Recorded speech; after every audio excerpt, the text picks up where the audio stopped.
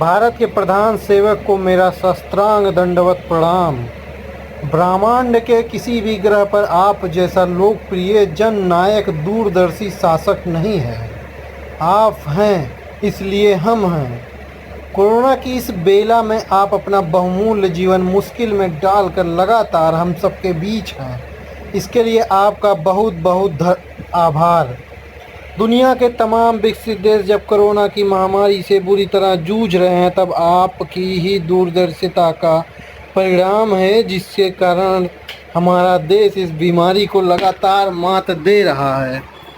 इसके लिए हम सब आपके कृतज्ञ हैं। सबसे पहले ताली थाली के आपके अद्भुत प्रयोग ने देशवासियों के मन मस्तिष्क में पनप रहे बीमारी के डर को कम किया। फिर दियाबाती कार्यक्रम आयोजित करके आपने न केवल भारत बल्कि संपूर्ण विश्व में उजाला कर दिया। एक ऐसी दिव्य ज्योति जिसके प्रज्वलित होने भर से आत्मीय शांति का सुखद एहसास हुआ। दुनिया जब बीमारी के तिमिर में अपना उत्साह खो रही थी, तब आपने इस अथक प्रयासों से एक अलौकिक ऊर्जा का संचार हुआ। आपने देशवासियों को विश्वास दिलाया कि हम इस तरह के मदमस्त क्रियाकलापों से कोरोना को भ्रमित कर देंगे, और हुआ भी वही। आज देश में लगातार कोरोना मरीजों की संख्या बढ़ रही है, लेकिन हमारा डर लगातार कम हो रहा है। इसका श्रेय आपको ही जाता है। हम सबका सौभाग्य है कि इस मुश्किल घड़ी में भी हमें लगातार आपका साथ मिल रहा है। टीवी पर आपके दर्शन का लाभ हमें 24 घंटे मिलता ही रहता है। आपके दर्शन मात्र से हमारे आधे दुख दर्द खत्म हो जाते हैं। रात 8 बजे वाला आपका विशेष शो देखकर मेरे मुख से अनायास ही आहा, अद्भुत, अविश्वसनीय, अकल्पनीय जैसे शब्द निकल जाते हैं। टीवी पर आपको देखकर मैं आरती का घंटा हाथ में लेता हूँ और सिर्फ आपके श्रीमुख को ही निहारता रहता हूँ।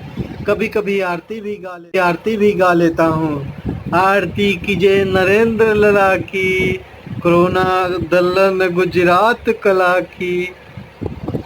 आपके मन की बात ऐसी कि मानो आप अपने नहीं, हम आम जन के मन की बात कर रहे हों। समय समय पर आपने नया नया गमछा मुँह पर लपेट कर हमें संदेश दिया कि हर बार फेंकने से ही नहीं होता, कभी कभी लपेटना भी होता है।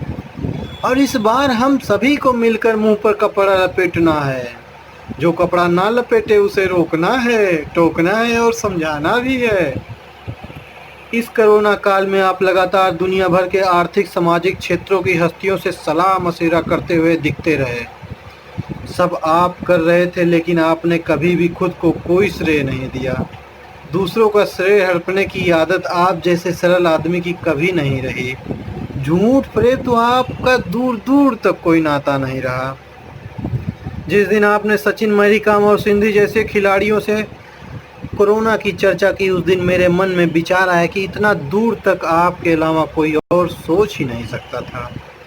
आप ही कहते रहते हैं कि परमात्मा ने आपको बनाते समय आपके मस्तिष्क में ऐसा सॉफ्टवेयर डाला है कि आप कभी छोटा नहीं सोच सकते हैं। आप सच ही कहते हैं।